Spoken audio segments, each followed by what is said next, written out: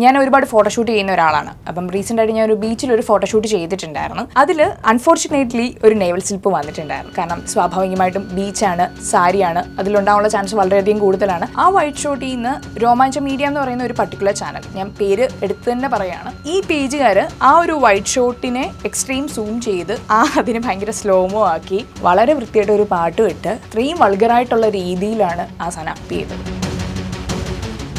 ഈ പറയുന്ന ഒരു സെക്ഷൽ മൈൻഡിൽ മാത്രം നിൽക്കുന്ന ഒരു പേജാണെന്നുള്ളത് നമുക്ക് ആ പേജ് കാണുമ്പോൾ മനസ്സിലാവും. കാരണം ഈ പറയുന്ന അത്രയും എക്സ്ട്രീം ന്യൂഡിറ്റി കാണിക്കുന്ന ഒരു പേജായിരുന്നു അത്. അങ്ങനെ ഒരു പേജിൽ എൻ്റെ വരുന്നതിനോട് എനിക്ക് താല്പര്യമില്ല. ഇങ്ങനത്തെ ഒരു സാധനം എനിക്ക് പെട്ടെന്ന് അക്സെപ്റ്റ് ചെയ്യാൻ പറ്റില്ല. എനിക്ക് ഇതൊക്കെ ഞാൻ ഇപ്പോൾ സ്ട്രോങ് ആയിട്ട് പറയുന്നെങ്കിലും ആദ്യം കണ്ടപ്പോൾ എൻ്റെ കണ്ണിൽ നിന്ന് ഒരു നുള്ള വെള്ളം വീണരുത്. അത് ഞാൻ കരഞ്ഞു ലിറ്ററലി ആ ഒരു സമയത്ത്. നമ്മളെ ഇങ്ങനൊരു ചാനലിൽ വൾഗറായിട്ടുള്ള രീതി കണ്ടാൽ തോന്നുന്നുണ്ട് ഇന്ന് നമ്മളോട് നല്ല രീതിയിൽ നിന്ന ആൾ നാളെ നമ്മളോട് ഈ ഒരു രീതിയിൽ തന്നെ ആയിരിക്കും നമ്മളെ കാണുന്നത്. ജഡ്ജ് ചെയ്യപ്പെടത്തില്ല എന്ന് ഉറപ്പുണ്ട്? ഒരിക്കലില്ല. എനിക്ക് പറയുന്ന പോലെ എൻ്റെ ക്ലീവേജോ എൻ്റെ നെയ്വലോ ഇത് എക്സ്പോസ് ചെയ്യുന്ന രീതിയിൽ ആരും ഇടുന്നത് എനിക്കിഷ്ടമാണ്. ഞാനൊക്കെ വളരെ സാധാരണപ്പെട്ട ഒരു സ്ത്രീയാണ്. ഇത്രയും പവറുള്ള ഒരു സൈബർ സെല്ലിന് എന്തുകൊണ്ട് അത് ചെയ്യാൻ പറ്റുന്നില്ല എന്ന് എനിക്ക് മനസ്സിലായില്ല. നമസ്കാരം. നമസ്കാരം. ഓക്കെ, ഇപ്പോൾ ഒരു ചാനൽ പൂട്ടിച്ചു എന്നുള്ളൊരു വാർത്തയാണ് ഇപ്പം പാർവതിയെ ചുറ്റിപ്പറ്റി വന്നുകൊണ്ടിരിക്കുന്നത്. എന്താണ് ശരിക്കും ആ സംഭവം? എന്തുകൊണ്ടാണ് അങ്ങനെ ഒരു തീരുമാനത്തിലേക്ക് എത്തുന്നത്? എന്തുകൊണ്ടാണ് അങ്ങനെ ചെയ്തത്? ഓക്കെ, ഞാൻ ഒരുപാട് ഫോട്ടോഷൂട്ട് ചെയ്യുന്ന ഒരാളാണ്. അപ്പം റീസെൻ്റ് ആയിട്ട് ഞാൻ ഒരു ബീച്ചിലൊരു ഫോട്ടോഷൂട്ട് ചെയ്തിട്ടുണ്ടായിരുന്നു. അപ്പം അതിൻ്റെ റീലാണെങ്കിലും ശരി, BTS ഒക്കെ ആണെങ്കിലും ശരി, ഞാൻ എൻ്റെ ഇൻസ്റ്റാഗ്രാമിൽ പോസ്റ്റ് ചെയ്തിട്ടുണ്ടായിരുന്നു. പക്ഷേ അതിൽ ഈ പറയുന്ന പോലെ ഒരു നേവൽ സ്ലിപ്പോ ഒരു ക്ലീവേജോ ഒന്നും വന്നിട്ടുണ്ടായിരുന്നില്ല. എൻ്റെ ഫോട്ടോഗ്രാഫർ രേഷ്മ, പുള്ളിക്കാരിയുടെ ഈ BTS തന്നെ യൂട്യൂബ് ചാനലിലിട്ടിരുന്നു, പുള്ളിക്കാരുടെ യൂട്യൂബ് ചാനലിലിട്ടിരുന്നു. അതിൽ അൺഫോർച്ചുനേറ്റ്ലി ഒരു നേവൽ സ്ലിപ്പ് വന്നിട്ടുണ്ടായിരുന്നു. കാരണം സ്വാഭാവികമായിട്ടും ബീച്ചാണ്, സാരിയാണ്, അതിലുണ്ടാവാനുള്ള ചാൻസ് വളരെയധികം കൂടുതലാണ്. സോ ഇങ്ങനെയുള്ള സമയങ്ങളിൽ ഞാൻ ചെയ്യുന്നത് എന്താണെന്ന് വെച്ചാൽ, അങ്ങനെ എന്തെങ്കിലും ഷോട്ട് വരികയാണെങ്കിൽ കട്ട് ചെയ്തിട്ടായിരിക്കും ഞാൻ എപ്പോഴും അപ്പ് ചെയ്യുന്നത്. കാരണം ഞാൻ അതിൽ കംഫർട്ടബിൾ അല്ലാത്തതുകൊണ്ട് മാത്രമാണ് കേട്ടോ. അപ്പം രേഷ്മ ഇട്ട സമയത്ത് അത് ഭയങ്കര എക്സ്ട്രീം വൈറ്റ് ഷോട്ടായിരുന്നു. ആ വൈറ്റ് ഷോട്ടിൽ നിന്ന് രോമാഞ്ചം മീഡിയ എന്ന് പറയുന്ന ഒരു പർട്ടിക്കുലർ ചാനൽ, ഞാൻ പേര് എടുത്ത് തന്നെ പറയുകയാണ്, കാരണം അത്രയും നല്ല മികവുറ്റ ഒരു പേരായതുകൊണ്ടാണ് രോമാഞ്ചം മീഡിയ. അപ്പം ഈ പേജുകാർ ആ ഒരു വൈറ്റ് ഷോട്ടിനെ എക്സ്ട്രീം സൂം ചെയ്ത് അതിന് ഭയങ്കര സ്ലോമോ ആക്കി വളരെ വൃത്തിയായിട്ട് ഒരു പാട്ട് ഇട്ട് അത്രയും വൾഗറായിട്ടുള്ള രീതിയിലാണ് ആ സാധനം അപ്പ് ചെയ്തത്. അത് ഇൻസ്റ്റാഗ്രാമിൽ അപ്പ് ചെയ്ത സമയത്ത് എന്നെ പേടിച്ചിട്ടാണോ എന്താണെന്ന് എനിക്കറിയത്തില്ല, എന്നെ ബ്ലോക്ക് ചെയ്തിരുന്നു. എന്നാൽ നമ്മളെ ഇഷ്ടമുള്ള കുറേ ആൾക്കാരുണ്ട്, അല്ലെങ്കിൽ നമ്മളുടെ ഗ്രോത്ത് ആഗ്രഹിക്കുന്ന കുറേ ആൾക്കാരുണ്ട്. അവരെനിക്കിത് ഫോർവേഡ് ചെയ്ത് തന്നിട്ടുണ്ടായിരുന്നു. അവർക്ക് റാൻഡമായിട്ട് ഈ സാധനം അവരിലേക്ക് എത്തുകയും അവരെനിക്ക് ഫോർവേഡ് ചെയ്ത് തരികയും ചെയ്തു. വന്നിട്ട് എനിക്ക് ആ പേജിലേക്ക് കടക്കാൻ പറ്റുന്നില്ല. പിന്നെ ബാക്കി ഞാൻ ചെയ്തതെന്ന് പറഞ്ഞാൽ, അറിയാവുന്ന ടീമുകളെല്ലാം വിളിച്ചിട്ട് ഈ ഒറിജിനൽ വീഡിയോയുടെ കോപ്പിറൈറ്റ് വെച്ചിട്ട് ആ വീഡിയോ ഡിലീറ്റ് ചെയ്യിപ്പിച്ചു. അപ്പം ഓൾറെഡി ഇൻസ്റ്റാഗ്രാം അൽഗോരിതം വെച്ചിട്ട്, അല്ലെങ്കിൽ ഇൻസ്റ്റാഗ്രാമിൻ്റെ ഒരു റൂൾ വെച്ച് മീറ്റ വെച്ചിട്ട്, ഒരു വീഡിയോ ഡിലീറ്റ് ആയി കഴിഞ്ഞാൽ വീണ്ടും അത് അപ്പ് ചെയ്താൽ അതിൻ്റെ റൈറ്റ്സിനെ എതിർക്കുക എന്നതാണ്. അപ്പം പുള്ളിക്ക് പറ്റിയ അബദ്ധം എന്ന് പറഞ്ഞാൽ, ഈ റിപ്പോർട്ട് അടിച്ച സാധനത്തിന് വീണ്ടും അപ്പ് ചെയ്തു. ഒരു തവണ അപ്പ് ചെയ്തു, 2 തവണ അപ്പ് ചെയ്തു. മൂന്നാമത്തെ തവണ ആയപ്പോഴത്തേക്കും അതും നമ്മൾ കോപ്പിറൈറ്റിൻ്റെ കാര്യം വന്നപ്പോഴത്തേക്കും ആളുടെ ചാനൽ പൂട്ടി, ടെർമിനേറ്റ് ആയി. അതായിരുന്നു നമുക്ക് വേണ്ടത്. കാരണം എൻ്റേതെന്ന് മാത്രമല്ല, ഈ ഒരു കേസിൽ സംഭവിച്ചിരിക്കുന്നത് ഞാനിത് റിയാക്ട് ചെയ്തു എന്നൊരു കാര്യം മാത്രമാണ്. ഇപ്പോൾ ഇത്രയും ന്യൂസ് ആവാൻ കാരണം എനിക്ക് തോന്നുന്നു ഇതാരും റിയാക്ട് ചെയ്യുന്നുണ്ടായിരുന്നില്ല. കാരണം എല്ലാവരും അത് ഇഗ്നോർ ചെയ്യായിരുന്നു. ഞാനിത് ആദ്യം എൻ്റെ ഫ്രണ്ട്സിനോടൊക്കെ പറഞ്ഞ സമയത്ത്, ഇതെല്ലാവരും കാണുന്നതല്ല, ലൈക്ക് എല്ലാവരിലേക്കും വരുന്നതാണ്, അല്ലെങ്കിൽ ഒരു ആക്ടർ ഇതെല്ലാം ഫേസ് ചെയ്യണ്ടേ, എന്തിന്? ഇത് ഒരു ആക്ടർ അത് ഫേസ് ചെയ്യേണ്ട കാര്യമില്ല. കാരണം ഞാൻ ആ ഒരു ഫോട്ടോഷൂട്ടൊക്കെ ചെയ്ത് നമ്മൾ അത്രയും പ്യുവർ മൈൻഡോടെ എടുക്കുന്ന ഒരു സാധനമായിരിക്കും. അതൊരു വൾഗറായിട്ടുള്ള രീതിയിൽ ഓഡിയൻസിൻ്റെ അടുത്ത് എത്താൻ വേണ്ടിയിട്ട് ഞാൻ ചെയ്തൊരു സാധനമല്ല. അപ്പോൾ അതിനെ അത്രയും വൾഗാരിറ്റിയിൽ വന്ന സമയത്ത് എനിക്കത് അക്സെപ്റ്റ് ചെയ്യാനുള്ള ബുദ്ധിമുട്ടുണ്ടായിരുന്നു. കാരണം ഞാൻ അങ്ങനെ എടുത്തൊരു സാധനമായിരുന്നില്ല. അത് അത്ര എക്സ്പോസ് ചെയ്ത് ഞാൻ ചെയ്ത സാധനമായിരുന്നെങ്കിൽ എനിക്ക് അത്രയും പ്രശ്നം ഉണ്ടാവുമെന്ന് തോന്നുന്നില്ല. മേ ബി, അറിയില്ല. ഞാൻ ഇപ്പോഴത്തെ കാര്യം പറയുകയാണ്. ഫ്യൂച്ചറിൽ എന്തായിരിക്കും എൻ്റെ ചിന്താഗതി എന്നോ മൈൻഡ് സെറ്റോ ഒന്നും പറയാൻ പറ്റത്തില്ല. ബട്ട് സ്റ്റിൽ നൗ എനിക്ക് പറയുന്ന പോലെ എൻ്റെ ക്ലീവേജോ എൻ്റെ നെയ്വലോ ഇത് എക്സ്പോസ് ചെയ്യുന്ന രീതിയിൽ ആരും ഇടുന്നത് എനിക്കിഷ്ടമല്ല. ഇതൊരു ആക്സിഡൻ്റലി സംഭവിച്ചതാണെന്ന് ഇപ്പോൾ പറഞ്ഞപ്പോൾ മനസ്സിലായി. അവർ അങ്ങനെ ചിന്തിച്ചതായിരിക്കില്ല എന്ന് തോന്നുന്നുണ്ടോ? ചിലപ്പോൾ ഇത് മനഃപൂർവ്വം നമ്മൾ ഒരു ആക്സിഡൻ്റലി സംഭവിച്ചതല്ല, ഇത് മനഃപൂർവ്വം കാണിച്ചത്, അത് അവർ ഒരു തോന്നുന്നുണ്ട്. അല്ലെങ്കിൽ അവർക്ക് എന്നെ ബ്ലോക്ക് ചെയ്യേണ്ട ആവശ്യമില്ലായിരുന്നു. കാരണം അവർക്കറിയാം അവർ ചെയ്യുന്നത് തെറ്റാണെന്നുള്ള കാര്യം. അവരുടെ പേജിൻ്റെ ഫോളോവേഴ്സ് എന്ന് പറയുന്നത് 1,45,000 ഫോളോവേഴ്സിൽ കൂടുതലുണ്ടായിരുന്നു. ഇത്രയും പേരും ഈ പറയുന്ന ഒരു സെക്ഷൽ മൈൻഡിൽ മാത്രം നിൽക്കുന്ന ഒരു പേജാണെന്നുള്ളത് നമുക്ക് ആ പേജ് കാണുമ്പോൾ മനസ്സിലാവും. കാരണം ഈ പറയുന്ന പോലെ അത്രയും എക്സ്ട്രീം ന്യൂഡിറ്റി കാണിക്കുന്ന ഒരു പേജായിരുന്നു അത്. അങ്ങനെ ഒരു പേജിൽ എൻ്റെ വരുന്നതിനോട് എനിക്ക് താല്പര്യമില്ല. അതിനകത്ത് ഇപ്പോൾ താങ്കൾ കയറി ആ പേജ് സന്ദർശിച്ചപ്പോൾ താങ്കളുടെ ഉൾപ്പെടെ ഒരുപാട് നടിമാരെ ചിലപ്പോൾ ഉണ്ടായിരിക്കും. ഇവരോട് ആരോടെങ്കിലും ഒക്കെ പറഞ്ഞോ നിങ്ങളുടെ ഇങ്ങനെ അതിനകത്ത് ഉണ്ടായിരുന്നു എന്നോ? ഇത് കഴിഞ്ഞപ്പോഴത്തേക്കും ഒരുപാട് പേര് എനിക്ക് ടെക്സ്റ്റ് ചെയ്തു, ചേച്ചി ഈ പറയുന്ന മീഡിയയിലൊക്കെ ഞങ്ങളെ കണ്ടിട്ടുണ്ടായിരുന്നു, ഞങ്ങൾ എന്നിട്ട് സൈബറിലൊക്കെ കോണ്ടാക്ട് ചെയ്തിട്ടുണ്ടായിരുന്നു, പക്ഷെ ഒന്നും ചെയ്യാൻ പറ്റുന്നുണ്ടായിരുന്നില്ല എന്ന് അവർ പറഞ്ഞിട്ടുണ്ടായിരുന്നു. വളരെ സാധാരണക്കാരിയായ ഒരാളായ എനിക്ക് ഇത് ചെയ്യാൻ പറ്റുവാണെങ്കിൽ ഉറപ്പായിട്ടും നമ്മുടെ സൈബറിനും അത് ഒരുപാട് ഹെൽപ്പ് ചെയ്യാൻ പറ്റുമായിരുന്നു എന്ന് എനിക്ക് തോന്നിയിരുന്നു. കാരണം നമ്മളെ കൊണ്ട് ഞാനൊക്കെ വളരെ സാധാരണപ്പെട്ട ഒരു സ്ത്രീയാണ്. ഇത്രയും പവറുള്ള ഒരു സൈബർ സെല്ലിന് എന്തുകൊണ്ട് അത് ചെയ്യാൻ പറ്റുന്നില്ല എന്ന് എനിക്ക് മനസ്സിലായില്ല. കാരണം നമ്മുടെ ഒരു ഭയങ്കര ടോപ്പായിട്ടുള്ള ഒരു ഇൻഫ്ലുവൻസറാണ് എന്നോട് പറഞ്ഞത്. ആ കുട്ടിക്ക് വെറും 19 വയസ്സേ ഉള്ളൂ. ഇതുപോലെ ഒരു റീൽ എടുത്തിരുന്ന സമയത്ത് പുള്ളിക്കാരിയുടെ ബ്ലൗസിൻ്റെ ഈ ഒരു പോർഷൻ ഇച്ചിരി വൈഡ് ആവുന്നുണ്ട്. അതിനെ എക്സ്ട്രീം സൂം ചെയ്ത് ക്ലീവേജ് ആക്കാൻ അവർ ശ്രമിച്ചിട്ടുണ്ടായിരുന്നു. അത് വളരെ മോശമായിട്ടുള്ള ഒരു കാര്യം തന്നെയാണ്. നമ്മുടെ ഇപ്പോൾ ഒരുപാട് പേര് ഇത്തരം കാര്യങ്ങൾ വെച്ച് ഇപ്പോൾ ടോപ്പിൽ നിന്ന് ആംഗിൾ വയ്ക്കുന്നു, പിന്നെ സൈഡിൽ നിന്ന് വയ്ക്കുന്നു എന്നൊക്കെ പറഞ്ഞ് ഒരുപാട് വിവാദങ്ങൾ ഇപ്പം വരുന്നുണ്ട്. ഒരുപാട് ആൾക്കാർ പ്രതികരിക്കുന്നുണ്ട്. എന്തുകൊണ്ട് ഇത്തരം മീഡിയാസ് വരുന്നു എന്ന് ചിന്തിച്ചിട്ടുണ്ടോ? എന്തുകൊണ്ടാണ് ഇങ്ങനെ ഇത്തരം ആൾക്കാർ വരുന്നു എന്നുള്ളത്? അവർ മെയിനായിട്ട് ഉദ്ദേശിക്കുന്ന റീച്ചാണ്. കാരണം ഇപ്പം നമ്മളെപ്പോഴും നമ്മുടെ ഒരു ചാനൽ തുടങ്ങുകയാണെങ്കിൽ, അല്ലെങ്കിൽ എനിക്കൊരു ഇൻസ്റ്റാഗ്രാം പേജ് ഉണ്ട്, ഒരിക്കലും ആ ഒരു സാധനം താഴോട്ട് വരണം എന്നാഗ്രഹിച്ച് നമ്മൾ ഒരിക്കലും ഒരു ചാനൽ ചെയ്യത്തില്ല. ഇവർക്കറിയാം, ഇവർക്ക് ആ അങ്ങനത്തെ കോണ്ടൻറ്റ്സ് ഇടുന്ന സമയത്ത് നല്ല റീച്ച് ഉണ്ടത്, അല്ലെങ്കിൽ ഈ ഒരു ടോപ്പ് ആംഗിളിൽ നിന്നും അല്ലെങ്കിൽ ആ ഒരു സൈഡ് ആംഗിളിൽ നിന്നും കാണാൻ ആൾക്കാരുള്ളത് കൊണ്ട് മാത്രമാണ്, അല്ലെങ്കിൽ അത്രയും ആൾക്കാർ പ്രോത്സാഹിപ്പിക്കുന്നതുകൊണ്ട് മാത്രമാണ് ഇങ്ങനത്തെ ചാനലുകൾ നിലനിൽക്കുന്നത്. അതാണ് ഞാൻ ഈ എക്സാമ്പിൾ പറഞ്ഞത്. 1,45,000 ഫോളോവേഴ്സ്. അതുമാത്രമല്ല, എൻ്റെ ഈ വീഡിയോ ഫസ്റ്റ് അപ്പ് ചെയ്ത് കഴിഞ്ഞ് 3,800-ൽ കൂടുതൽ ആൾക്കാർ ഇത് ഷെയർ ചെയ്തിരുന്നു. 1-2 അല്ല, 3,800. എനിക്കൊന്നും എൻ്റെ ഒറിജിനൽ വീഡിയോ ഇട്ട് പോലും ഇത്ര ഷെയർ വന്നിട്ടുണ്ടായിരുന്നില്ല. അതിനകത്ത് ആളുകൾക്ക് കാണാനുള്ള കോണ്ടന്റ് ഇല്ലായിരുന്നു. കാരണം ഒരുപാട് പേര് എന്നോട് പറയും, ചേച്ചി ഒന്ന് നെയ്വൽ കാണിച്ചൂടെ എന്നൊക്കെ പറഞ്ഞ് എന്തോരം എനിക്ക് കോമൻറ്റ്സ് വന്നിട്ടുണ്ടെന്നറിയോ. അപ്പം മാക്സിമം ഇതിനൊക്കെ റെസ്ട്രിക്റ്റ് ചെയ്തിട്ടായിരിക്കും നമ്മൾ ചെയ്യുന്നുണ്ടാവുക. അപ്പോൾ ഇത്തരം കമൻറ്റുകൾ നേരിട്ട് അയക്കുന്ന ആൾക്കാരുണ്ട്. ഇതിപ്പം വേറെ രീതിയിൽ വന്നെന്ന് പറയാം. നേരിട്ട് അയക്കുന്ന ആൾക്കാരോടൊക്കെ അവരെയൊക്കെ എങ്ങനെയാണ് ഡീൽ ചെയ്യുന്നത്? ഓക്കെ, ഇത് കഴിഞ്ഞിട്ട്, കാരണം ഇതുവരെ എനിക്ക് അങ്ങനത്തെ ഒരു അനുഭവം ഉണ്ടായിട്ടില്ല. ഈ പറയുന്ന പോലെ മെസ്സേജോ കാര്യങ്ങളോ ഒന്നും വന്നിരുന്നില്ലേ. ഞാൻ അതിനകത്തൊരു എൻ്റെ കഴിഞ്ഞ വീഡിയോ ഇട്ട സമയത്ത് ഞാനത് പറയുന്നുണ്ട്. ഇത് വെച്ചിട്ട് ആരെങ്കിലും എന്നോട് കൊഞ്ചാനോ കൊഴാനോ വരുന്നത് വന്നാൽ എൻ്റെ വായിന്ന് പച്ചത്തറിയേക്ക്. അത് മറ്റൊന്നും കൊണ്ടല്ല, ഈ വീഡിയോ വന്നു കഴിഞ്ഞിട്ട് ഇവരെനിക്ക് ഇതിൻ്റെ സ്ക്രീൻഷോട്ട്സ് അയക്കുകയും, ചേച്ചി ആ നെയ്വിൽ നല്ല രസമായിരുന്നു എന്നൊക്കെ പറഞ്ഞിട്ട് ഭയങ്കരമായിട്ട് നമ്മളെ ഫ്ലേർട്ട് ചെയ്യാൻ വരുന്നവരുണ്ടായിരുന്നു. എൻ്റെ ഇപ്പം ലിറ്ററലി പറഞ്ഞ പോലെ തന്നെ ഞാൻ പച്ചത്തറി വിളിച്ച് വിട്ടു. പക്ഷേ അവർക്കൊരു പേടിയില്ല. കാരണം ഒരു ഫേക്ക് അക്കൗണ്ടിൽ നിന്നാണ് വരുന്നത്, ഇവരെ കണ്ടുപിടിക്കത്തില്ല എന്നൊരു സാധനം ഭയങ്കരമായിട്ട് അവർക്കുണ്ട്. അപ്പം കുറച്ചുകൂടെ നമുക്ക് ആ ഒരു സ്ത്രീ സുരക്ഷ വരുത്തേണ്ട കുറച്ച് കാര്യങ്ങൾ ഇനിയും ഈ പറയുന്ന പോലെ സോഷ്യൽ മീഡിയയ്ക്ക് വരാനുണ്ട് എന്ന് എനിക്ക് തോന്നുന്നുണ്ട്. അല്ല, ഇത്തരം കാര്യങ്ങളല്ല ഇപ്പോൾ നമ്മൾ പറയുകയാണെന്നുണ്ടെങ്കിൽ ഒരുപാട് ഈ സോഷ്യൽ മീഡിയ വഴിയുള്ള അറ്റാക്കുകൾ ഈ പല രീതിയിൽ പല വ്യക്തികൾക്ക് എല്ലാം ഉണ്ടാകുന്നുണ്ട്. പക്ഷേ ഇവരെ നിയന്ത്രിക്കാൻ പറ്റാത്ത രീതിയിൽ മാറിക്കഴിഞ്ഞു. അത് അവർക്കുള്ള വിശ്വാസമാണെന്ന് നമുക്ക് പറയാൻ പറ്റില്ല. ചിലർക്ക് അറിവില്ല.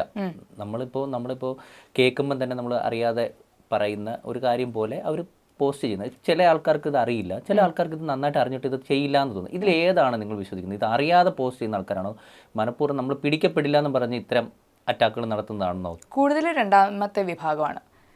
നമ്മൾ എന്ത് പോസ്റ്റ് ചെയ്താലും അവരറിയാൻ പോകുന്നില്ല എന്നൊരു കാര്യം ഇവർക്കുണ്ട്. പക്ഷെ ഇവിടെ സംഭവിച്ചിരിക്കുന്നതെന്ന് വെച്ചാൽ, ഞാൻ ഈ പറഞ്ഞ പർട്ടിക്കുലർ ചാനൽ ആ രോമാഞ്ചം മീഡിയ എന്ന്, ആ പുള്ളിയുടെ ഫുൾ ഡീറ്റെയിൽസ് നമുക്ക് കിട്ടി. ഞാൻ ആദ്യം പ്ലാൻ ചെയ്യുന്ന പറഞ്ഞാൽ ഇങ്ങനത്തെ ഒരു സാധനം എനിക്ക് പെട്ടെന്ന് അക്സെപ്റ്റ് ചെയ്യാൻ പറ്റില്ല. എനിക്ക് ഇതൊക്കെ ഞാൻ ഇപ്പോൾ സ്ട്രോങ് ആയിട്ട് പറയുന്നെങ്കിലും ആദ്യം കണ്ടപ്പോൾ എൻ്റെ കണ്ണിൽ നിന്ന് ഒരു നുള്ള വെള്ളം വീണിരുന്നു. അത് ഞാൻ കരഞ്ഞു ലിറ്ററലി ആ ഒരു സമയത്ത്. എന്തുകൊണ്ട് ഇവരിങ്ങനെ ചെയ്തു എന്നൊരു തോട്ടാണ് എനിക്ക് ആദ്യം വന്നത്. അപ്പം ഞാൻ പറഞ്ഞ പോലെ എൻ്റെ ഫ്രണ്ട്സ് പറഞ്ഞു അത് ഇഗ്നോർ ചെയ്യേ, ഇതൊന്നും വലിയ കാര്യമല്ല. ഞാൻ പറയും എനിക്കത് കാര്യമാണ്. എൻ്റെ വീട്ടിൽ ഈ പറയുന്ന പോലെ എൻ്റെ ഭർത്താവുണ്ട്, എൻ്റെ മകനുണ്ട്. എൻ്റെ മകൻ വളർന്ന് കഴിഞ്ഞിട്ട് ഒരു പ്രായം എത്തുന്ന സമയത്ത് അവൻ്റെ അമ്മയുടെ വീഡിയോ ഇങ്ങനെ കണ്ടാൽ അവന് സഹിക്കില്ല. ഒരു മകനും അത് സഹിക്കില്ല. എൻ്റെ അച്ഛനും അത് സഹിക്കുക. എൻ്റെ അച്ഛൻ ഇപ്പം മരിച്ചു. എൻ്റെ വീട്ടിൽ ആർക്കും അത് കാണാൻ താല്പര്യമില്ല. അങ്ങനെ ഒരു രീതിയിൽ അത് ഇവരുടെ വീട്ടിൽ വരുന്ന സമയത്തെ അവർക്ക് മനസ്സിലാവത്തുള്ളൂ. ഇപ്പം പറയാം, ഇവരാരും ഇങ്ങനത്തെ ഫോട്ടോഷൂട്ട് ചെയ്യത്തില്ല, അല്ലെങ്കിൽ ഇങ്ങനത്തെ വീഡിയോസ്, ഇങ്ങനത്തെ ഫോട്ടോഷൂട്ടോ ചെയ്യുകയോ വീഡിയോ എടുക്കുകയോ ഒന്നും വേണ്ട. ഇവർ സാധാരണ ഒരു അമ്പലത്തിൽ പോവുകയോ ഇവരുടെ ഒരു സാരി ഒന്ന് മാറുകയോ വേറൊരു പുരുഷൻ വന്നിട്ട് ആ ഒരു വീഡിയോ ഫോണിൽ പകർത്തിയിട്ട് ഇവർക്ക് അയച്ചു കൊടുക്കുമ്പോഴേ അവർക്ക് പെയിൻ മനസ്സിലാവത്തുള്ളൂ. അപ്പം മാക്സിമം അങ്ങനത്തെ രീതിയിലേക്ക് പോവാതിരിക്കാമെന്നേ ഞാൻ പറയത്തുള്ളൂ. അതേ സമയത്തും ഇത്തരം ഒരു സിനിമ സ്വപ്നം കണ്ട് ജീവിക്കുന്നതാണ്, സിനിമയിൽ അവസരങ്ങൾ ആഗ്രഹിക്കുന്ന ആളാണ്. ഇത്തരം രീതിയിലുള്ള പ്രതികരണങ്ങൾ സിനിമയിലേക്കുള്ള ഒരു അവസരങ്ങൾ കുറയാൻ സാധ്യതയുണ്ടാവില്ലേ? ഏത് ഞാനിപ്പോൾ ഇങ്ങനെ റിയാക്ട് ചെയ്തോ? I don't think so. കാരണം ഇപ്പം അന്ന് നിവിൻ ചേട്ടൻ്റെ ഒരു കേസ് വന്ന സമയത്തും ഒരുപാട് പേര് എന്നോട് ഇത് ചോദിച്ചിരുന്നു, നീ എന്തുകൊണ്ട് അത് ആ സമയത്ത് അങ്ങനെ റിയാക്ട്? കാരണം ഇറ്റ്സ് ദ ട്രൂത്ത്. ഞാൻ അങ്ങനെ എല്ലാത്തിലും ഒന്നും ഇടപെടുന്ന ഒരാളൊന്നുമല്ല. ഞാൻ എല്ലാ കാര്യങ്ങളിലും കയറി റിയാക്ട് ചെയ്യുന്ന ഒരാളുമല്ല. എന്നാൽ എന്നെ ചുറ്റിപ്പറ്റി നിൽക്കുന്ന ആളുകൾക്കോ ഒരു പെയിൻ വന്നാൽ അത് താങ്ങാൻ എനിക്ക് ഇച്ചിരി ബുദ്ധിമുട്ടുണ്ട്. അത് ഏതറ്റം വരെ പോയിട്ടാണെങ്കിലും ഈ പറയുന്ന പോലെ അതിൻ്റെ ട്രൂത്തിനോ അല്ലെങ്കിൽ ഈ പറയുന്ന പോലെ അത് വൾഗറാവാത്ത രീതിയിലോ എത്തിക്കാൻ ഞാൻ ശ്രമിച്ചിരിക്കും. അത് എൻ്റെ ഒരു വാശി. മേ ബി പറയാറുണ്ട് കേട്ടോ, സിനിമയെ പറഞ്ഞല്ലോ ഒറ്റയ്ക്ക് വഴിവെട്ടി വന്നതുകൊണ്ടായിരിക്കാം. കാരണം ഞാൻ ആ ഒറ്റയ്ക്ക് കഷ്ടപ്പെട്ട് ഉണ്ടാക്കിയ ഒരു നിലയാണിത്. ഈ പറയുന്ന പോലെ മേ ബി ചിലവർക്ക് പറയാം അതിന് ചേച്ചി ആരാന്ന് വരെ ചോദിക്കുന്നവരുണ്ട്.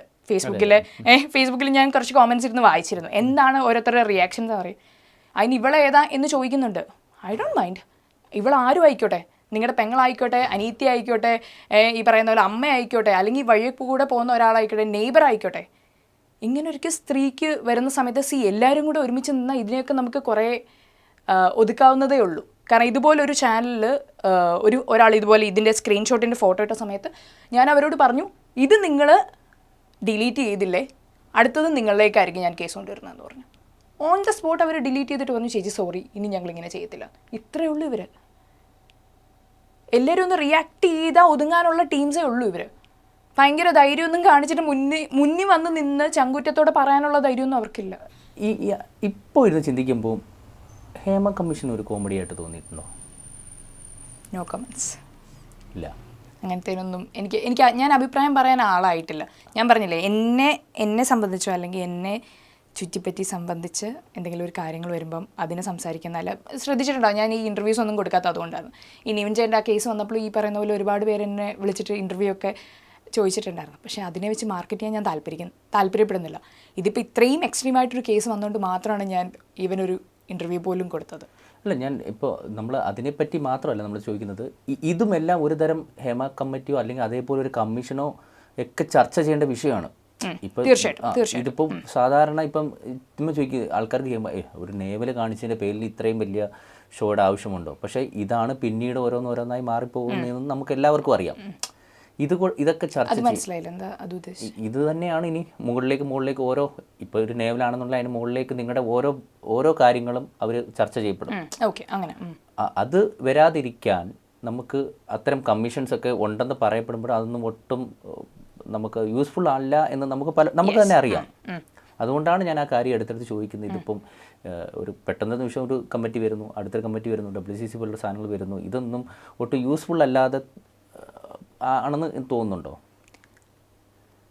ഒരു പർട്ടിക്കുലർ കേസിൽ ഇത് ഭയങ്കര യൂസ്ഫുൾ ആയിട്ടുള്ളൊരു കാര്യം തന്നെയാണ്. കാരണം ഒരു സ്ത്രീക്ക് വേണ്ടി ഒരു സ്ത്രീ നിൽക്കുക എന്ന് പറയുന്നത് തന്നെ വലിയൊരു കാര്യമാണ്. പൊതുവെ എല്ലാവരും പറയാറുണ്ട് എപ്പോഴും പുരുഷന്മാരായിരിക്കും അവർക്ക് അങ്ങോട്ടും ഇങ്ങോട്ടും തുടങ്ങി. ഒരിക്കലും അല്ല. എനിക്ക് എൻ്റെ ബെസ്റ്റ് ഫ്രണ്ട് ഇപ്പം എൻ്റെ മുഖം മാറിയാലോ അല്ലെങ്കിൽ എൻ്റെ സൗണ്ട് മാറിയാൽ പോലും ആദ്യം ഓടിയെത്തുന്ന അവളായിരിക്കും. അപ്പം ഹേമ കമ്മിറ്റി അല്ലെങ്കിൽ ഈ പറയുന്ന പോലെ WCC തുടങ്ങിയ എല്ലാം അങ്ങോട്ടും ഇങ്ങോട്ടും ഒരുപാട് സപ്പോർട്ട് കൊടുക്കുന്നുണ്ട്. പിന്നെ അവർ എന്തൊക്കെ കാര്യങ്ങൾ നോക്കും. ഇതിപ്പം അവരിലേക്ക് എത്താത്ത കുറേ കാര്യങ്ങളായിരിക്കും ഇതെന്ന് പറയുന്നത്. അവർ കാണുന്നത് അവർ ചിലപ്പോൾ റിപ്പോർട്ട് ചെയ്യുന്നുണ്ടാവും, നമ്മൾ അറിയുന്നില്ല, ചിലപ്പോൾ നമ്മളോട് പറയുന്നുണ്ടാവില്ല എന്നായിരിക്കും. പക്ഷേ ഞാൻ പറയുന്നത് ഇത് നമ്മുടെ മുന്നിൽ, അതായത് സാധാരണക്കാരായ ഒരാളുടെ മുന്നിൽ എത്തുകയാണെങ്കിൽ അവരാണ് ഫസ്റ്റ് റിയാക്ട് ചെയ്യേണ്ടത്. ഇത് ഒരു കൂട്ടം സ്ത്രീകൾ ഒരുമിച്ചാൽ തന്നെ അല്ലെങ്കിൽ ഒരു കൂട്ടം ആൾക്കാർ ഒരുമിച്ചാൽ തന്നെ മാറാൻ പറ്റുന്ന കുറേ കാര്യങ്ങൾ, മാറ്റാൻ പറ്റുന്ന കുറേ കാര്യങ്ങൾ ഇവിടെ ഉണ്ട്. അങ്ങനെ വിശ്വസിക്കുന്ന ഒരാളാണ് ഞാൻ പറയുന്നത്. ഇത് കമ്മിറ്റി എല്ലാം വിട്, ഓരോ വീട്ടിൽ നിന്നും തുടങ്ങേണ്ട കുറേ കാര്യങ്ങളുണ്ട്. ഇപ്പം മീഡിയയിൽ വർക്ക് ചെയ്യുന്ന ഒരാളായിക്കോട്ടെ, അവരുടെ വീട്ടിലെ ആ പയ്യൻ എന്തൊക്കെ ചെയ്യുന്നുണ്ടെന്നുള്ളത് പേരൻസിന് ഒരു ധാരണ വേണം. ഞാൻ വിശ്വസിക്കുന്ന അതില്ല. കാരണം കൂടുതലും ഈ പറയുന്ന പോലെ ഇങ്ങനത്തെ പേജസിലേക്ക് നമ്മളെത്തിയ സമയത്ത് എല്ലാം കൊച്ചു പിള്ളേരാണ്. 19 വയസ്സ് 20 വയസ്സുള്ള കുട്ടികളാണ്. കാരണം അവർ നോക്കുമ്പോഴത്തേക്ക് അതിൻ്റെ റീച്ച് അത് അവർക്ക് വല്ലാതെ ഒരു ഹരം കിട്ടുന്നുണ്ട്. സ്വാഭാവികമായിട്ടുള്ള കാര്യമല്ലേ. നിങ്ങളുടെ ചാനലിൽ ഒരു സാധനം ഇട്ടു, അതിന് ഭയങ്കര ഒരു ഹൈപ്പ് കിട്ടിയ ഒരു കുറച്ച് നാൾ ഈ പറയുന്ന പോലെ അതിനെ റിലേറ്റ് ചെയ്തുള്ള കോണ്ടൻറ്റ്സ് നമ്മൾ എടുത്തില്ലേ. എല്ലാവരും അങ്ങനെ തന്നെ ചെയ്യുന്നത്. ഇവർക്ക് അതിൻ്റെ ഹരം കിട്ടി. പക്ഷേ ഇതിൻ്റെ ഭവിഷ്യത്ത് എന്താണെന്നുള്ളത് മാത്രം അവർ ചിന്തിക്കുന്നില്ല. ഇത് ഞാൻ ആക്ച്വലി ഒരു കേസിലൂടെ പോവുകയാണെങ്കിൽ അവൻ്റെ ഭാവി അവിടെ തീർന്നില്ലേ. അവൻ്റെ നാട്ടുകാരായിക്കോട്ടെ, വീട്ടുകാരായിക്കോട്ടെ, ഇവനെ കാണുന്ന വ്യൂ തന്നെ മാറിപ്പോവും. ആ ചാനൽ ഇപ്പം അവൻ്റെ കാര്യം വിട്, നമ്മളെ ഇങ്ങനൊരു ചാനലിൽ വൾഗറായിട്ടുള്ള രീതി കണ്ടാൽ തോന്നുന്നുണ്ടോ ഇന്ന് നമ്മളോട് നല്ല രീതിയിൽ നിന്ന ആൾ നാളെ നമ്മളോട് ഈ ഒരു രീതിയിൽ തന്നെ ആയിരിക്കും നമ്മളെ കാണുന്നതെന്ന്? ജഡ്ജ് ചെയ്യപ്പെടത്തില്ല എന്ന് ഉറപ്പുണ്ടോ? ഒരിക്കലും ഇല്ല. അങ്ങനെ ജഡ്ജ് ചെയ്യാത്ത ആൾക്കാർ വളരെയധികം കുറവാണ്. അല്ലെങ്കിൽ അത് അത്രയും നമ്മളെ ക്ലോസ് ഹാർട്ടായിട്ടുള്ള ആൾക്കാർ മാത്രമായിരിക്കണം, നമ്മളെങ്ങനെയാണെന്ന് അറിയുന്നവരായിരിക്കണം. ഒരിക്കലും എനിക്ക് തോന്നുന്നില്ല എന്നെ പൂർണ്ണമായിട്ട് ഒരാൾക്ക് മനസ്സിലാക്കാൻ കഴിയുമെന്ന്. എനിക്കെന്നെ അറിയത്തുള്ളൂ. ഈ പറയുന്നത് എൻ്റെ ഭർത്താവിനോ എൻ്റെ കുഞ്ഞിനോ പൂർണ്ണമായിട്ട് എന്നെ മനസ്സിലാക്കണമെന്ന് ഒരു നിർബന്ധവും ഇല്ല. നമ്മുടെ ഇമോഷൻസ് ആണെങ്കിലും ശരി, നമ്മുടെ രീതികളാണെങ്കിലും ശരി, ചിലപ്പോൾ സിറ്റുവേഷൻ അനുസരിച്ച് നമ്മൾ ഓരോ കാര്യങ്ങളും ചിലപ്പോൾ പറഞ്ഞൊന്നും വരാം. Depends, varies with people. എല്ലാവരുടെയും ഇമോഷൻസ് വേറെയാണ്, എല്ലാവരുടെയും എടുക്കുന്ന ഡിസിഷൻസ് എല്ലാം വേറെ തന്നെയാണ്. ഈ ഇപ്പോൾ പരാതി കൊടുത്തു, ചാനൽ പൊട്ടിച്ചു, ഇതൊക്കെ വന്നു കഴിഞ്ഞിട്ടും എന്തുകൊണ്ട് ഈ ആളുകളുടെ സമീപനം മാറാതെ? എന്നിട്ടും നിങ്ങളോട് വേറെ രീതിയിൽ സംസാരിക്കാൻ നേരിട്ട്, അതും വേറെ ഇടത്ത് പോസ്റ്റ് ചെയ്തല്ല, നേരിട്ട് സംസാരിക്കാൻ വന്നതും, അല്ലെങ്കിൽ അങ്ങനെ അത് എന്തുകൊണ്ടായിരിക്കും സംഭവിക്കുന്നത്? ഈ എല്ലാവരും പറയുന്ന കണക്ക് ഈ ലൈംഗിക ദാരിദ്ര്യം പോലെയുള്ള സംഭവങ്ങൾ തന്നെയാണോ? ഉറപ്പായിട്ടും. പിന്നല്ലാതെ ഞാൻ എന്നിട്ട് ആ എടുത്ത വയൽ പുള്ളിയോട് ഞാൻ തിരിച്ചു ചോദിച്ചത്, താങ്കളുടെ വീട്ടിൽ ആ അമ്മയോ പെങ്ങളോ ഉണ്ടെങ്കിൽ എങ്ങനെയായിരിക്കും അവർ സമാധാനത്തോടൊന്ന് കുനിയുക, ഒരു സാധനം താഴെ വീണ എടുക്കാമെന്ന് ഞാൻ എടുത്ത വായി ചോദിച്ചത്. അപ്പം എന്നെ നല്ലൊരു തെറിയാണ് പുള്ളി തിരിച്ചയച്ചത്. പക്ഷേ ഞാൻ അതിനുള്ള മറുപടി കൊടുത്തു. ഈ പറയുന്ന ഒരു ഒറിജിനൽ അക്കൗണ്ടിൽ നിന്ന് വന്ന് നമ്മളോട് സംസാരിക്കാനുള്ള ധൈര്യം ഒറ്റ മനുഷ്യനും ഇല്ല. ഇതെല്ലാം കൊച്ചു പിള്ളേരായിരിക്കും, എനിക്ക് ഉറപ്പാണ്. കാരണം അവരുടെ ആ ഭാഷ കാണുമ്പോൾ നമുക്ക് മനസ്സിലാവും.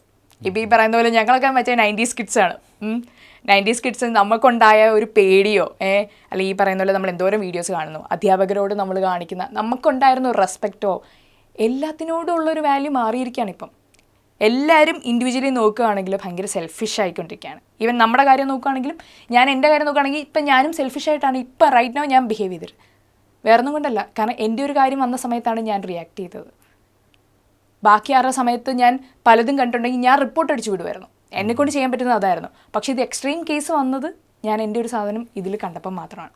അപ്പോൾ ഒരുപാട് പേര് നമ്മുടെ കൂട്ടത്തോടെ, എസ്പെഷ്യലി ആക്ടേഴ്സ്, എനിക്ക് തോന്നുന്നു ഒരുപാട് ഇത് കുറച്ചുകൂടെ സഫർ ചെയ്യുന്നുണ്ട്. എസ്പെഷ്യലി മോഡൽസ് ആണെങ്കിലും ശരി, ആക്ടേഴ്സ് ആണെങ്കിലും ശരി, ഇത് ഭയങ്കരമായിട്ട് സഫർ ചെയ്യുന്നുണ്ട്. അത് മെയിൻ കാര്യം എന്ന് പറഞ്ഞാൽ എല്ലാവരും വിചാരം ഒരു മീഡിയയിൽ വന്ന ഒരാളാണെങ്കിൽ അത് പബ്ലിക് പ്രോപ്പർട്ടി ആണെന്നുള്ളൊരു വിചാരം എല്ലാവർക്കും ഭയങ്കര കൂടുതൽ. എൻ്റെ ഒരു അഭിപ്രായം വെച്ചിട്ട് ഇങ്ങനത്തെ ഒരു ഫോട്ടോ എടുക്കുകയാണെങ്കിലോ വീഡിയോ എടുക്കുകയാണെങ്കിലും, മുമ്പേ ചോദിച്ചു മറ്റേ മീഡിയക്കാരുടെ കാര്യം ചോദിച്ചുകൊണ്ട് ഞാൻ പറയാം, ഒരു ഫോട്ടോ എടുക്കുകയാണെങ്കിലോ വീഡിയോ എടുക്കുകയാണെങ്കിൽ തീർച്ചയായിട്ടും അവരുടെ ഒരു പെർമിഷൻ ഉള്ളത് എന്തുകൊണ്ടും നല്ലത് തന്നെയാണ്. കാരണം പറയാൻ പറ്റത്തില്ല, ഇപ്പം പെട്ടെന്ന് ഓൾ ഓഫ് സഡൻ നമ്മൾ എങ്ങനെയെങ്കിലും വീട്ടിലെ സാഹചര്യം ഒന്നും നമുക്കറിയത്തില്ല, പെട്ടെന്ന് ഓൾ ഓഫ് സഡൻ ഇതുപോലെ കുഞ്ഞിനെയൊക്കെ ഒരുക്കി നിർത്തിയിട്ടൊക്കെ അവർ വന്നതായിരിക്കും. അവരുടെ ഡ്രസ്സിങ് എങ്ങനെ ആയിരിക്കും ഒന്നും നമുക്ക് പറയാൻ പറ്റില്ല.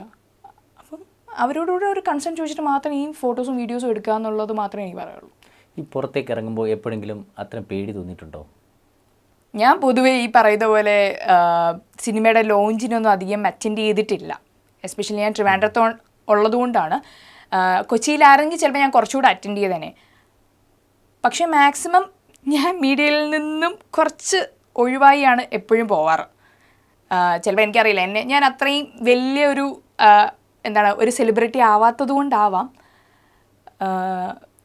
കുറച്ചൊക്കെ എനിക്കറിയത്തില്ല, എന്നെ പേടിയുള്ളത് കൊണ്ടാണോ എന്നോടൊക്കെ എപ്പോഴും കുറച്ച് ഡിസ്റ്റൻസ് കീപ്പ് ചെയ്തിട്ടേ അവർ നിന്നിട്ടുള്ളൂ. എനിക്കിതുവരെ അല്ലാത്ത മീഡിയസിൽ നിന്ന് ഇത്രയും ഒരു ദുരനുഭവം ഉണ്ടായിട്ടില്ല. ഇപ്പം ഈ നേവൽ കാണിക്കുന്നത് ഈ പ്രശ്നം പറഞ്ഞില്ലേ, നമ്മുടെ പ്രൈവസിയുടെ ഭാഗം, ഇത് കാരണം നമുക്ക് കിട്ടേണ്ട അവസരങ്ങൾ നഷ്ടപ്പെട്ടിട്ടുണ്ടോ? ഇനി ഞാൻ അങ്ങനെ ചെയ്യില്ല എന്ന് വിചാരിച്ച് അങ്ങനെ ഒരു തീരുമാനം എനിക്ക് വന്നിട്ടുണ്ട് പ്രോജക്ട്സ് ഒക്കെ. ഈ പറയുന്ന പോലെ എനിക്ക് തമിഴിൽ നിന്നും തെലുങ്കിൽ നിന്നും ഒക്കെ പ്രോജക്ട്സ് വന്നിട്ടുണ്ടായിരുന്നു. അപ്പം അവിടെ ഈ പറയുന്ന പോലെ അവിടുത്തെ ഒരു രീതി അങ്ങനെയാണ്. ഈ പറയുന്ന പോലെ ഒരു ഡാൻസിൻ്റെ വിഷ്വലിനാണെങ്കിലോ അല്ലെങ്കിൽ ആ ഒരു പെണ്ണിൻ്റെ ഭംഗി കൂട്ടാൻ വേണ്ടിയുള്ള ഒരു എക്സ്പോസിങ് ഉണ്ട്. അത് ചിലതിന് അത് വേണം, പക്ഷേ എനിക്കത് ചെയ്യാൻ കംഫർട്ടബിൾ അല്ലാത്തതുകൊണ്ട് ഞാൻ ചെയ്യത്തില്ല. ഞാനതിൽ റിഗ്രറ്റ് ചെയ്യുന്നുമില്ല, കാരണം ഞാൻ എടുത്തൊരു ഡിസിഷനാണ്, അതിൽ ഞാൻ ഒരിക്കലും റിഗ്രറ്റ് ചെയ്യില്ല. ഇപ്പോൾ ഈ പെണ്ണിൻ്റെ സൗന്ദര്യം എന്ന് പറഞ്ഞപ്പം ഇങ്ങനെ കാണിച്ചാൽ മാത്രമേ, അല്ലെങ്കിൽ ഇങ്ങനെ എക്സ്പോസ് ചെയ്താൽ മാത്രമേ പെണ്ണിൻ്റെ സൗന്ദര്യം ഉണ്ടാവൂ എന്നാണോ നിങ്ങളും വിശ്വസിക്കുന്നത്? അങ്ങനല്ല, അത് ഓരോരുത്തരുടെയും പേഴ്സ്പെക്റ്റീവിൻ്റെ ഉണ്ട് കേട്ടോ. ഇപ്പോൾ ഈ പറയുന്ന പോലെ ചിലവർക്ക് അല്ലെങ്കിൽ ചില സിനിമയ്ക്ക് അതിൻ്റേതായുള്ള ആവശ്യങ്ങളുണ്ടാവും. ഇപ്പോൾ ഈ പറയുന്ന പോലെ പണ്ടൊരു കിസ് വരുമ്പോൾ തന്നെ ഭയങ്കരമായിട്ട് ഇവിടെ ആഘോഷിച്ചിരുന്ന സമയത്ത് ഇപ്പം അതിൻ്റെ ഒരു അടുത്ത ലെവലായിട്ടുണ്ട്. അതെന്തുകൊണ്ടാണ് ഓരോ തവണയും ഈ പറയുന്ന പോലെ ആളുകളുടെ മെൻറ്റാലിറ്റി മാറുന്നതിനനുസരിച്ച് സിനിമയിലെ സബ്ജക്ട്സ് ആണെങ്കിലും. പക്ഷേ എനിക്ക് തോന്നുന്നു നമ്മുടെ മലയാളത്തിൽ അത്ര എക്സ്ട്രീം ഇതുവരെ അങ്ങനെ വന്നിട്ടില്ല. വേറെ പല ലാംഗ്വേജ്, ഇപ്പം തെലുങ്കിലാണെങ്കിലും ശരി, തമിഴിലാണെങ്കിലും ശരി, ഈ പറയുന്ന പോലെ ഒരു ഷോർട്ട്സ് ഇട്ടാലും അവരെടുക്കുന്ന രീതി എന്ന് പറയുന്നത് അത്രയും വൾഗാരിറ്റിയിലല്ല അവരുടെ ചിന്താഗതി. കാരണം അവരുടെ കൾച്ചർ അങ്ങനെയാണ്. ഞാൻ കൾച്ചറിനെ കുറ്റം പറയുന്നതല്ല, കാരണം നമ്മൾ വളർന്നു വന്ന രീതി വ്യത്യാസമുണ്ട്. അല്ലെങ്കിൽ അവിടെ ഷോർട്സ് ഒക്കെ ഇടും. നമ്മളിപ്പോൾ ഈ സെയിം സാധനം ഞാൻ വെളിയിൽ പോയിട്ട് ഞാൻ ഷോർട്സ് ഇട്ടാൽ അവിടുത്തെ ആൾക്കാരൊന്നും അത് ഇഗ്നോർ ചെയ്യത്തുള്ളൂ. എനിക്ക് ഇവിടെ ഷോർട്സ് ഇട്ട് കിടക്കാൻ പേടിയാണ്, ഞാൻ ഇടാറുമില്ല. അതെ, അതാണ് ചോദിക്കുക. അതാണ് ഈ ആളുകളുടെ, അതായത് നമ്മുടെ കൂട്ടത്തിലെ നമ്മുടെ സമൂഹത്തിൻ്റെ ആ ലൈംഗിക ദാരിദ്ര്യം തന്നെയാണോ? ലൈംഗിക ദാരിദ്ര്യം മാത്രമല്ല, ആളുകൾ കാണുന്ന രീതിയുടെ വ്യത്യാസമാണ്. അതിപ്പം എനിക്ക് തോന്നുന്നു കുറച്ച് വർഷങ്ങളൂടെ കഴിയുമ്പോഴത്തേക്കും ഇതെല്ലാം മാറി മറിയും എന്നെനിക്കൊരു വിശ്വാസമുണ്ട്. എസ്പെഷ്യലി എൻ്റെ മകനൊക്കെ ഒന്ന് വളർന്നു വരുമ്പോഴത്തേക്കും ഇതിനൊക്കെ നല്ല വ്യത്യാസമായിരിക്കും. അന്ന് ഈ പറയുന്ന പോലെ ചിലപ്പോൾ അവനും ഈ പറയുന്ന പോലെ ഷോർട്സ് ആയിരിക്കും ഇട്ട് നടക്കുന്നത്, പുറമേ നടക്കുമ്പോൾ അതായിരിക്കും അന്നത്തെ ട്രെൻഡിനനുസരിച്ച് ഓരോ കാര്യങ്ങൾ മാറും. നമുക്ക് വാല്യൂ അല്ലെങ്കിൽ ജഡ്ജ് ചെയ്യാൻ നമുക്ക് പറ്റത്തില്ല. സാധാരണ ഇത്ര ഒരു കമൻറ്റ്, ഇങ്ങനൊരു കാര്യത്തിന് തന്നെ ഇങ്ങനൊരു വിവാദമായി കഴിഞ്ഞാൽ അതിൻ്റെ അടിയിൽ ആകെ വരാൻ പോകുന്നൊരു കമൻറ്റ് ഒന്ന് കുലസ്ത്രീ ആണോ എന്നുള്ള രീതിയിലാണ്. അത്തരം കമൻറ്റുകളെല്ലാം വന്നിട്ടുണ്ടോ? അതോ കുലസ്ത്രീ ആണോ അങ്ങനെ പറയാൻ? അങ്ങനെ കുലസ്ത്രീ ഒന്നുമില്ല. ഞാനും സിറ്റുവേഷൻ അനുസരിച്ച് ഈ പറയുന്ന പോലെ ഡ്രസ്സ് ചെയ്യുന്ന ഒരാളാണ്. പക്ഷേ ഈ പറയുന്ന പോലെ അത്രയും ഡീപ്പ് എക്സ്പോസിങ് എനിക്ക് താല്പര്യമില്ല എന്നത് മാത്രമേ ഉള്ളൂ. അത് എൻ്റെ പേഴ്സണൽ ചോയ്സാണ്. ഇപ്പം അത് ഇഷ്ടമുള്ളവർ ചെയ്തോട്ടെ, I don't mind and I don't judge people, അത്രേ ഉള്ളൂ. കാരണം അത് ഓരോരുത്തരുടെയും സ്വാതന്ത്ര്യമാണ്. അതിനെ കയറിയിട്ട് ഈ പറയുന്ന പോലെ നല്ല രസമുള്ള കുർത്തയും നല്ലൊരു പാൻസും ഇട്ട് ഒരു സെലിബ്രിറ്റി വന്നിട്ട് പോലും, ഞാൻ പറയണേ, ഞാൻ ഒരു വീഡിയോയിൽ കണ്ട സാധനമാണ്, അതിനെ എക്സ്ട്രീം സൂം ചെയ്ത് അതിനെ വൾഗറാക്കാൻ നോക്കിയ ടീംസ് ഉണ്ട്. സോ ഡ്രസ്സിങ്ങിലൊക്കെ ഒരു പകുതി മാത്രമേ ഉള്ളെന്നാണ് ഞാൻ വിശ്വസിക്കുന്നത്. പിന്നെ എക്സ്പോസ് ചെയ്യുന്നതാണെങ്കിലും ശരി, എല്ലാം ഓരോരുത്തരുടെ പേഴ്സണൽ ചോയ്സാണ്. നമുക്ക് അതിലൊന്ന് കയറി നമുക്ക് കമൻറ്റ് ചെയ്യാൻ പറ്റത്തില്ല എന്നേ. എല്ലാവരെയും ഇപ്പം വിഷ്ണു ഓക്കെ, ഇപ്പം ജിഷ്ണുവിന് തന്നെ ചിലപ്പോൾ ഇഷ്ടം ഇടാൻ ഷർട്ടും പാൻസും ആയിരിക്കും. ചിലപ്പം ജിഷ്ണുവിൻ്റെ അമ്മയ്ക്ക് കൂടുതലും ഇഷ്ടം നല്ല കുർത്തയും മുണ്ടും ഒക്കെ കൊടുത്ത് പോകുന്നതായിരിക്കും. ജിഷ്ണു ഏതിലായിരിക്കും കംഫർട്ടബിൾ ആവുക? എൻ്റെ ഇഷ്ടത്തിന് അല്ലേ? അത്രേ ഉള്ളൂ. ഇത് തന്നെ ഒരു പെണ്ണിന് സ്വാതന്ത്ര്യമേ ഉള്ളൂ. ഇനി വേറൊരു കാര്യം കൂടി ചോദിച്ച് നമുക്ക് അവസാനിപ്പിക്കാം.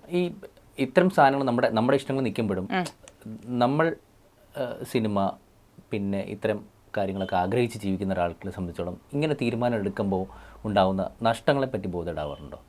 ഇവിടെ നഷ്ടം വരാനുള്ള കാര്യങ്ങൾ ഞാൻ ചെയ്തിട്ടില്ല എന്നാണ് ഞാൻ വിശ്വസിക്കുന്നത്. ഇതിപ്പം എൻ്റേത് ഈ പറയുന്ന പോലെ ഒരു വൾഗറായിട്ടൊരു സാധനം വന്നപ്പോൾ ഞാൻ അതിന് റിയാക്ട് ചെയ്തു എന്ന് മാത്രമേ ഉള്ളൂ. കൂടുതലും ഇവിടുത്തെ പെൺകുട്ടികൾ സഫർ ചെയ്യുന്ന ഒരു കാര്യം ഇത് തന്നെ. ഇപ്പം ജിഷ്ണു ചോദിച്ചത് വാലിഡായിട്ടുള്ളൊരു പോയിൻ്റാണ്.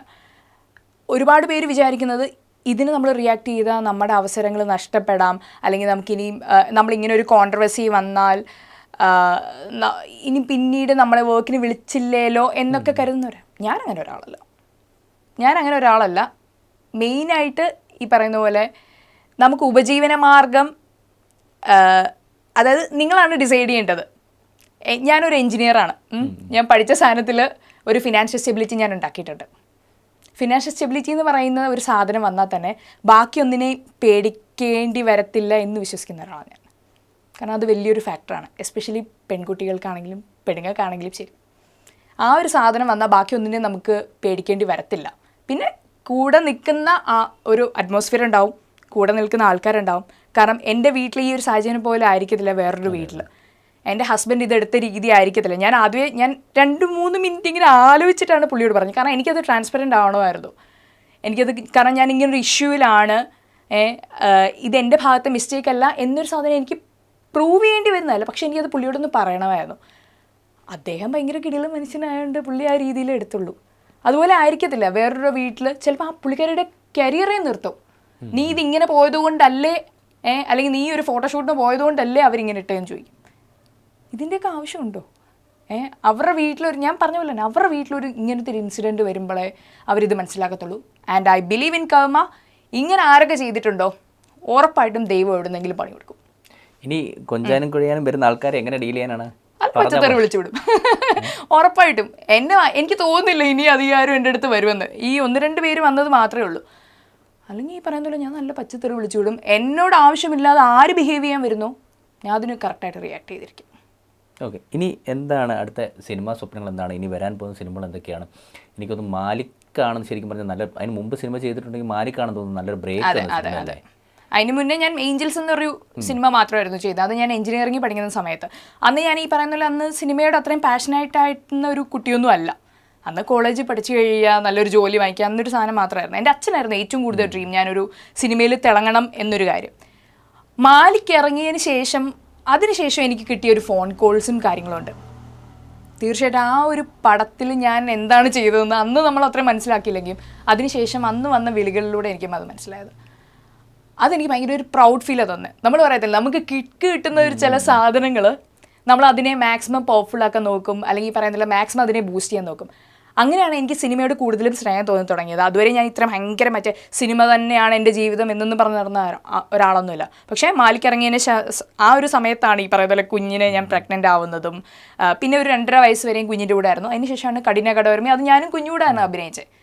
അപ്പോഴും അവൻ്റെ ഒരു ഗ്രോത്തൂടെ ഞാൻ നോക്കണം. എൻ്റെ ഫാമിലിയും എൻ്റെ കരിയറും ഞാൻ ഇങ്ങനെ കൊണ്ടുപോയിക്കൊണ്ടിരിക്കുക. ഇതിനു വേണ്ടി ഇതിനെയും ഞാൻ താക്കില്ല. കുഞ്ഞിൻ്റെ കാര്യം പറഞ്ഞപ്പോഴാണ്, അന്ന് പ്രഗ്നൻ്റ് ആയ സമയത്ത് ഒരു ഡാൻസ് കളിച്ചതിൻ്റെ പേരിലായിരുന്നല്ലോ ഏറ്റവും കൂടുതൽ. അതെ തുടങ്ങിയത് അവിടുന്ന്. എല്ലാ വർഷവും മുടങ്ങാൻ പറഞ്ഞുണ്ട്. അത് ഡാൻസ് കളിച്ചതിന് കുഞ്ഞിനെ കൊല്ലാൻ ഇത് ആ ഒരു സ്റ്റേജിൽ എങ്ങനെയാണ് ഇതൊക്കെ ഫേസ് ചെയ്തതെന്നുള്ളതൊരു ഭയങ്കര ബുദ്ധിമുട്ടായിരുന്നു. ഇപ്പം ഞാൻ ഇങ്ങനെ കുറച്ചൊക്കെ ഈ പവർഫുള്ളായിട്ട് പറയുന്നുണ്ടെങ്കിലും അന്ന് ഞാൻ ഫേസ് ചെയ്തൊരു സിറ്റുവേഷൻ, അല്ലെങ്കിൽ അതും 3 ദിവസം കൂടെ ഉള്ളായിരുന്നു പ്രസവിക്കാനായിട്ട്. അത് വല്ലാത്തൊരു സിറ്റുവേഷൻ. എനിക്ക് ഭയങ്കര കരച്ചിലൊക്കെ വന്നിട്ടുണ്ടായിരുന്നു. പിന്നെ ഞാൻ വിചാരിച്ചു, എവിടെയോ കിടക്കുന്ന ഒരു സ്ട്രേഞ്ചർ എന്തോ ഒരു കോമൻറ്റ് പറഞ്ഞെന്ന് കരുതി എന്നെയോ എൻ്റെ ഫാമിലിയോ ഡയറക്റ്റ്ലി അഫക്റ്റ് ചെയ്യാത്ത ഒരു സാധനത്തിനെ ഞാൻ പിന്നീട് മുന്നോട്ട് കൊണ്ടുപോയില്ല. അവിടെ ഞാൻ വീക്കായിരുന്നെങ്കിൽ ഏറ്റവും കൂടുതൽ അഫക്റ്റ് ചെയ്യാൻ പോകുന്നത് എൻ്റെ ഫാമിലിയാണ്. ഞാൻ പറഞ്ഞ പോലെ തന്നെ എന്നെയോ എൻ്റെ ഫ്രണ്ട്സിനെയോ എൻ്റെ ഫാമിലിയോ എന്തെങ്കിലും തൊട്ട് കളിച്ചാൽ പണി കൊടുക്കും. അതങ്ങനെ. ഈ പ്രഗ്നൻ്റ് ആയിരിക്കുമ്പോൾ ഡാൻസ് കളിച്ചാൽ പ്രശ്നമുണ്ടോ? I don't think so. അങ്ങനെയാണെങ്കിൽ എൻ്റെ കുഞ്ഞ് ഇത്ര ഹെൽത്തി ആയിട്ട് ഇപ്പോൾ ഇരിക്കില്ല. ഇപ്പോൾ ഒരുപാട് പേര് അങ്ങനെ വീഡിയോസ് ഇടുന്നുണ്ട്. ചിലപ്പോൾ പ്രചോദനമാവുന്ന അതെനിക്കറിയില്ല. പിന്നെന്താ അറിയോ, അതിലുള്ള ഒരു കാര്യം എന്ന് പറഞ്ഞാൽ ഒരാൾ ചെയ്യുന്ന പോലെ തന്നെ അതിനെ ഒരു വ്യൂസിന് വേണ്ടിയിട്ട് പോയി ചെയ്യരുത്. ചിലപ്പം അവരുടെ ഹെൽത്ത് കണ്ടീഷനോ അല്ലെങ്കിൽ കുഞ്ഞിൻ്റെ ഹെൽത്ത് കണ്ടീഷനോ ഓക്കെ ആണെങ്കിൽ മാത്രം നിങ്ങൾക്ക് ഡാൻസ് ചെയ്യോ ഇഷ്ടമുള്ള കാര്യങ്ങൾ എന്ത് വേണമെങ്കിലും ചെയ്യാം. കാരണം കുഞ്ഞിനെ പ്രഗ്നൻ്റ് ആയിരുന്ന സമയത്ത് ഞാൻ അടുപ്പിച്ച് 3 മണിക്കൂർ 4 മണിക്കൂർ ഇരുന്ന് വരച്ച കുറേ സാധനങ്ങൾ അതാ ഇവിടെ ഇരിക്കുന്നതൊക്കെ. അപ്പം ഈ പറയുന്ന പോലെ ചിലവർ എന്നോട് പറഞ്ഞിട്ടുണ്ട്, ഇങ്ങനെ ഇരുന്ന് കുത്തിയിരുന്ന് സാധനങ്ങൾ ചെയ്യും. എനിക്കിഷ്ടമായിരുന്നു ആ സമയത്ത് ചെയ്യാൻ. കാരണം എനിക്കിപ്പോൾ ഇതൊക്കെ കാണുമ്പം അവനെ പ്രഗ്നൻ്റ് ആയിരുന്ന കാര്യങ്ങളൊക്കെ ഇങ്ങനെ മെമ്മറീസ് റീകളക്ട് ചെയ്തുകൊണ്ടിരിക്കും. ചില മെമ്മറീസൊക്കെ നമുക്ക് ഗുഡ് മെമ്മറീസ് നമുക്ക് ക്രിയേറ്റ് ചെയ്ത് വെക്കാൻ പറ്റും ഈ ഒരു പ്രഗ്നൻ്റ് ആയിരിക്കുന്ന സമയത്ത്. അങ്ങനെ ചെയ്തൊരു കാര്യം മാത്രമാണത്. കാരണം സിനിമയാണ് സംസാരിച്ചുകൊണ്ടിരുന്നത്, അതിൽ നിന്ന് വ്യതിചലിച്ചു.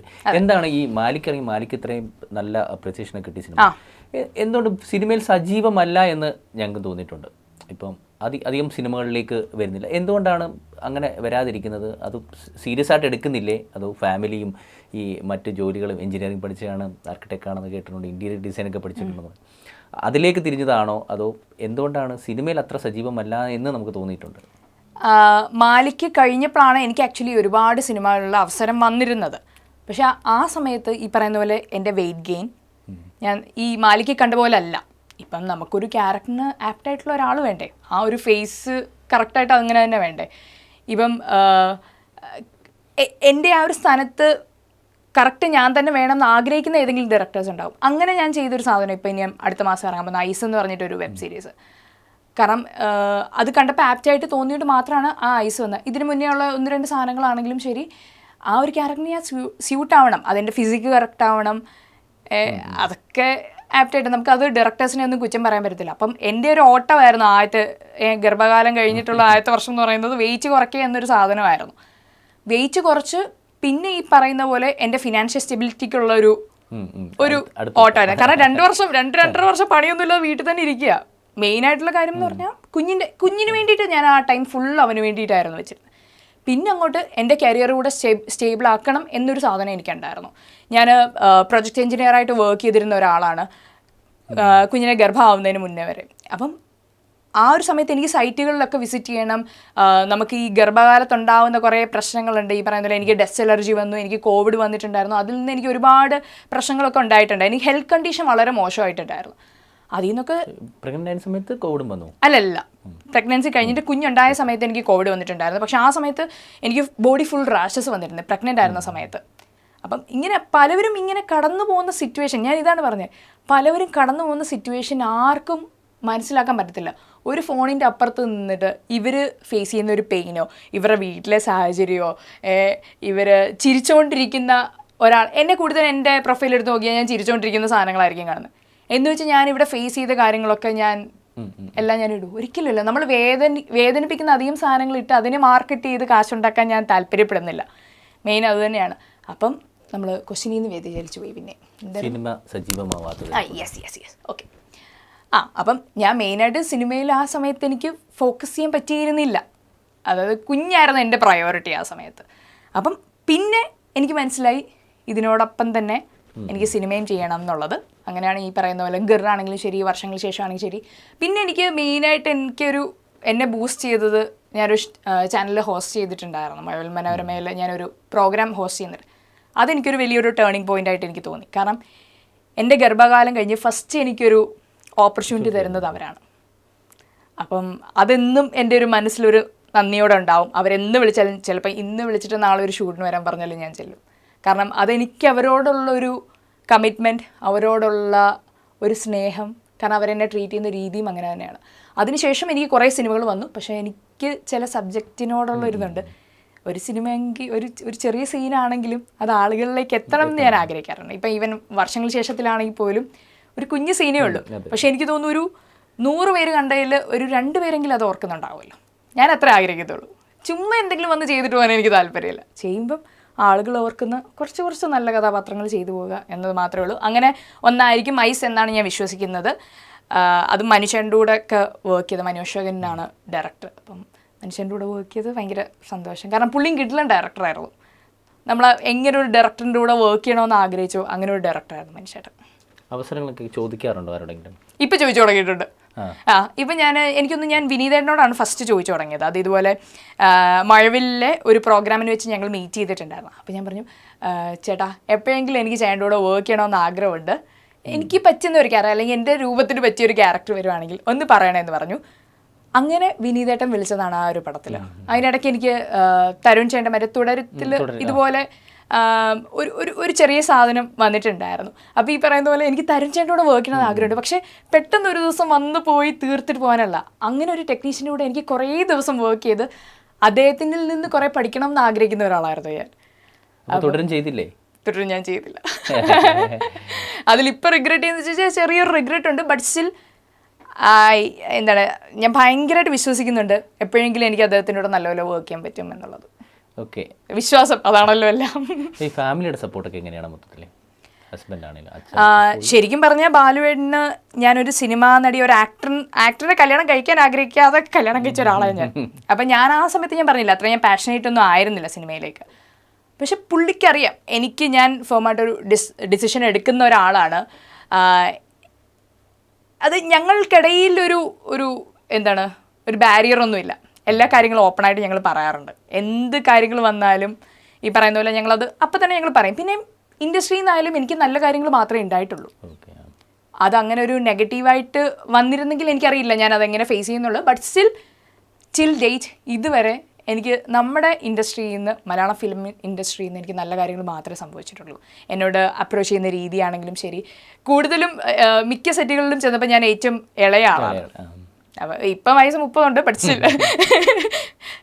ചെന്ന സെറ്റുകളിലെല്ലാം ഞാനുള്ള ഇതിലെല്ലാം ഞാൻ ചെറുതായിരുന്നു. അപ്പം നമ്മളോടുള്ള ഒരു കുഞ്ഞരിജത്തിയോ അല്ലെങ്കിൽ നമ്മുടെ ഒരു കൂട്ടുകാരിയോ എന്നുള്ള രീതിയിലാണ് എന്നോട് ബിഹേവ് ചെയ്തിട്ടുള്ളത്. ആൻഡ് ഫാമിലി ഭയങ്കര സപ്പോർട്ട് തന്നെയാണ്. കാരണം ഞാൻ പോകുന്ന സമയത്ത് എൻ്റെ കുഞ്ഞിനെ, ഞങ്ങൾ ആരെങ്കിലും ഒരാൾ എപ്പോഴും ഉണ്ടാവും കേട്ടോ. ഞാനും എൻ്റെ ഹസ്ബൻഡും ആരെങ്കിലും ഒരാൾ കുഞ്ഞിനെ നോക്കാൻ എപ്പോഴും ഉണ്ടാവും. എനിക്ക് വർക്കുള്ള സമയത്ത് പുള്ളിയായിരിക്കും നോക്കുക, പുള്ളിക്ക് വർക്കുള്ള സമയത്ത് ഞാനായിരിക്കും നോക്കുക. അപ്പോൾ ഒരു മ്യൂച്വൽ അണ്ടർസ്റ്റാൻഡിങ്ങിലാണ് ഞങ്ങൾ പോകുന്നത്. ആ ഒരു റെസ്പെക്റ്റ് ആണെങ്കിലും ശരി, പുള്ളിയോട് ഞാൻ അതിനെന്നും കടപ്പെട്ടിരിക്കും. കാരണം ആ ഒരു സപ്പോർട്ട് ഇല്ലായിരുന്നെങ്കിൽ ഞാൻ എന്ത് ചെയ്തേനെ. ഭയങ്കര കാര്യം. All the best. ഇനി ഇങ്ങനെ തന്നെ പ്രതികരിക്കാൻ പറ്റട്ടെ, പുതിയ സിനിമകൾ കിട്ടട്ടെ, നല്ല സിനിമകൾ കിട്ടട്ടെ. Thank you so much.